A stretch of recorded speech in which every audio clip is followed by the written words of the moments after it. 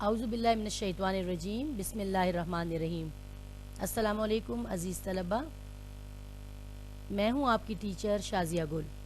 بچوں، یہ تصویر جو آپ کو نظر آ رہی ہے یہ حضرت علی مرتضیٰ رضی اللہ عنہ کے روضہ اقدس کی تصویر ہے، جسے دیکھ کر آپ کو اندازہ ہو گیا ہوگا کہ آج ہم سبق نمبر 2 حضرت علی مرتضیٰ رضی اللہ عنہ کے بارے میں پڑھیں گے۔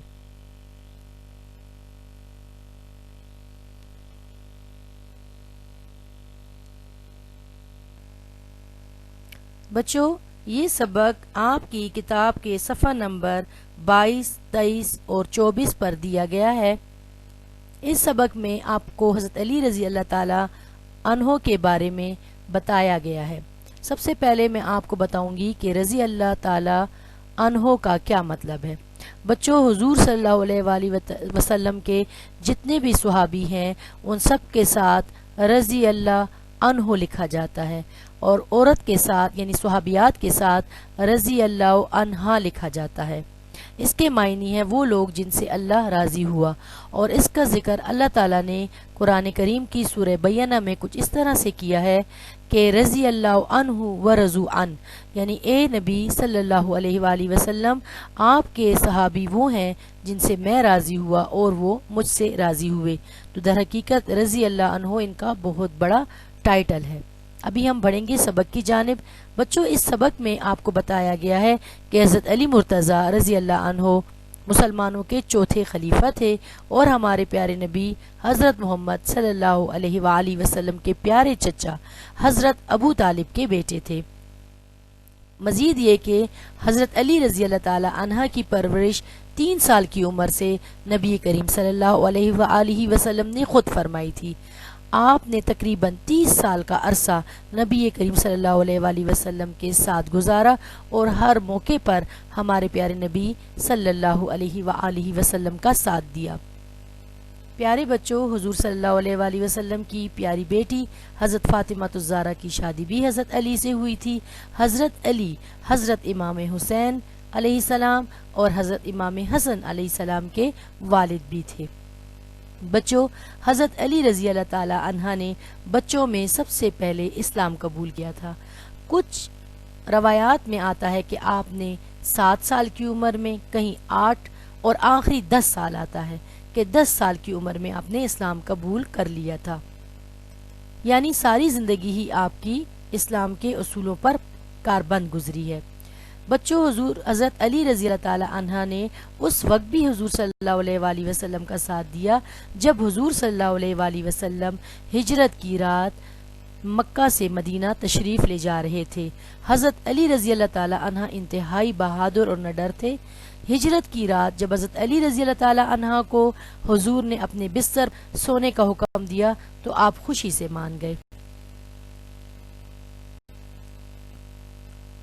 بچوں، حضرت علی صرف ویسے ہی بہادر نہیں تھے کہ صرف میدان جنگ میں لڑی، اس میں کوئی شک نہیں کہ حضرت علی رضی اللہ تعالی عنہ نے جنگ بدر، جنگ احد، جنگ خندق اور جنگ خیبر میں بہادری کے جوہر دکھائے، اس میں کوئی شک نہیں ہے۔ آپ بہادروں کے بھی بہادر تھے، اسی لیے آپ کو شیر خدا اور حیدر کرار کے خطابات بھی دیے گئے ہیں۔ حضرت علی رضی اللہ تعالی عنہ سے ایک واقعہ ہے جو کہ اس کتاب میں آپ کو سبق میں دیا گیا ہے۔ وہ واقعہ کچھ اس طرح سے ہے کہ ایک دفعہ حضرت علی رضی اللہ تعالی عنہ اپنے خادم کے ساتھ کپڑا خریدنے گئے اور اس سے کہا کہ مجھے کچھ کام ہے، تم اپنے لیے اور میرے لیے کپڑا پسند کرو، میں ابھی آتا ہوں۔ خادم نے اپنے لیے موٹا اور معمولی کپڑا پسند کیا، جبکہ حضرت علی رضی اللہ تعالی عنہ کے لیے باریک اور ملائم کپڑا پسند کیا۔ جب حضرت علی رضی اللہ تعالی عنہ واپس آئے اور اسے درزی کی دکان پر سلوانے کے لیے لے گئے تو آپ رضی اللہ تعالی عنہ نے کپڑے کو دیکھ کر درزی سے کہا کہ یہ اچھا اور ملائم کپڑا خادم کے لیے اور یہ معمولی اور موٹا کپڑا میرے لیے سی دو۔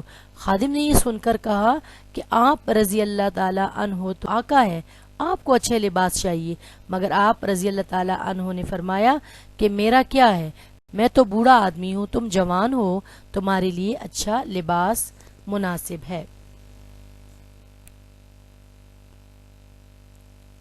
بچوں، حضرت علی رضی اللہ تعالی عنہ چونکہ مسلمانوں کے چوتھے خلیفہ تھے، خلیفہ کے معنی ہوتے ہیں مسلمانوں کا حکمران، ان کا بادشاہ، تو آپ اپنی رعایا کے لیے سایہ رحمت تھے، ان کے لیے رحمت کا سایہ تھے، مہربان تھے۔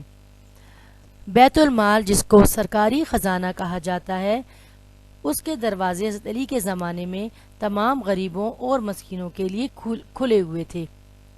آپ اس کی رقم ان پر خرچ کیا کرتے تھے اور ان کی مدد کرتے تھے۔ اس کے علاوہ آپ نے ان کی اخلاقی نگرانی بھی کی، مطلب یہ کہ ان کے اوپر اس بات کی سختی کی کہ مسلمانوں کو جو تعلیمات نبی کریم صلی اللہ علیہ وآلہ وسلم کے ذریعے سے پہنچی تھی، کہیں وہ اس سے دور نہ ہو جائیں۔ حضرت علی رضی اللہ تعالی عنہ چونکہ حضور صلی اللہ علیہ وآلہ وسلم کے بہت قریب رہے تھے، اس لیے جو قرآن نبی کریم صلی اللہ علیہ وآلہ وسلم پر نازل ہوا تھا، حضرت علی نہ صرف اس کی ایک ایک آیت کے معنی جانتے تھے، بلکہ آپ کو یہ بھی پتا تھا کہ کون سی آیت کن حالات میں اور کیوں نازل ہوئی۔ بچوں، حضرت علی رضی اللہ عنہ نے ساری عمر حضور صلی اللہ علیہ وآلہ وسلم کا ساتھ دیا، کسی غزوے میں حضور کو اکیلا نہیں چھوڑا، اور آپ نے جو جنگ بھی لڑی اس میں سب سے زیادہ بہادری دکھائی۔ لیکن یہاں میں آپ کے ساتھ حضرت علی رضی اللہ تعالیٰ عنہ کی بہادری کا ایک ایسا واقعہ شیئر کروں گی جو کہ سبق میں نہیں ہے، جسے سن کر آپ کو یقیناً بہت لطف بھی آئے گا۔ ایک مرتبہ حضرت علی رضی اللہ تعالیٰ عنہ ایک مشرک کے ساتھ لڑ رہے تھے۔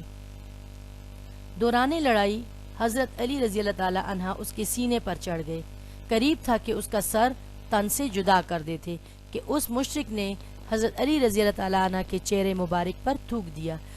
یہ دیکھ کر حضرت علی رضی اللہ تعالیٰ نے اپنی تلوار نیام میں واپس رکھ لی اور اس کے سینے سے اٹھ کھڑے ہوئے۔ کافر یہ دیکھ کر بڑا حیران ہوا اور کہا کہ آپ کو تو میرا سر قلم کر دینا چاہیے تھا کہ میں نے آپ کے چہرے مبارک پر تھوک دیا، آپ نے ایسا کیوں نہیں کیا؟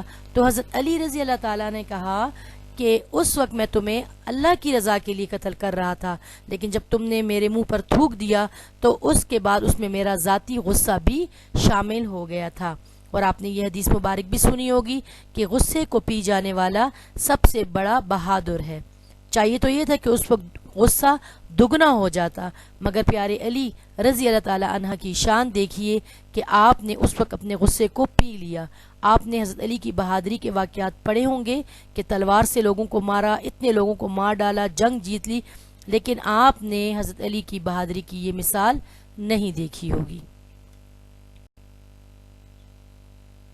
اب اس سبق کی پڑھائی آپ نے خود کرنی ہے۔ بچوں، دیکھتے ہیں سبق کے مشکل الفاظ۔ یہ تقریباً آپ کو سمجھ آئی گئے ہوں گے۔ خلیفہ کے معنی ہے حاکم، مسلمانوں کا حاکم، فرمان، حکم، سخی، فیاض، رضا، مرضی، پرورش، پالنا، معمولی، کم قیمت، سایہ رحمت، رحمت کا سایہ، بیت المال، سرکاری خزانہ، مستحق، حقدار کو کہتے ہیں، ضرورت مند کو بھی کہتے ہیں، سرچشمہ، منبع، وصال، وفات، کامل، مکمل۔ یہ لفظ ہے بچوں ذمیو، یہ لفظ آپ کے لیے بالکل نیا ہے، پہلے نہیں پڑھا۔ لفظ کی ادائیگی دیکھ لیجئے، ذمیو یعنی غیر مسلموں۔ حضرت علی رضی اللہ عنہ چونکہ حاکم تھے تو آپ صرف مسلمانوں کے ساتھ ہی سایہ رحمت نہیں تھے، بلکہ آپ ذمیوں کے بھی حقوق کی پابندی کرتے تھے۔ رفاقت، ساتھ، فیاضی، سخاوت، سیراب، فیضیاب، شان نزول، آیت کے نازل ہونے کا پس منظر، متعدد، کئی، یہ تمام الفاظ اس سبق میں آئیں گے۔ آپ کو اس کے معنی یاد ہونے چاہیے تاکہ جب آپ پڑھائی کریں تو آپ کو سبق پڑھنے میں کوئی مشکل پیش نہ آئے۔ بچوں، اب دیکھتے ہیں گھر کا کام۔ آپ کے گھر کا کام یہ ہے کہ جو سبق میں نے ابھی آپ کو پڑھایا اس کی خود پڑھائی کرنی ہے، اور مشکل الفاظ جو آپ کو کروائے اس کو بھی آپ نے یاد کرنا ہے۔ سبق فاتح مکہ کے مفصل سوالات رہ گئے تھے، آپ نے اس کے بعد مفصل سوالات لکھنے ہیں، اور اس کے علاوہ آپ نے سبق سے اپنی مرضی کا کوئی بھی پیراگراف اردو الف کاپی میں خوشخط کر کے لکھنا ہے۔ امید ہے بچوں آپ کو سبق سمجھ آ گیا ہوگا۔ اس پیغام کے ساتھ اجازت چاہوں گی کہ گھر پر رہیں، محفوظ رہیں اور اپنی صحت کا خیال رکھیے۔ شکریہ۔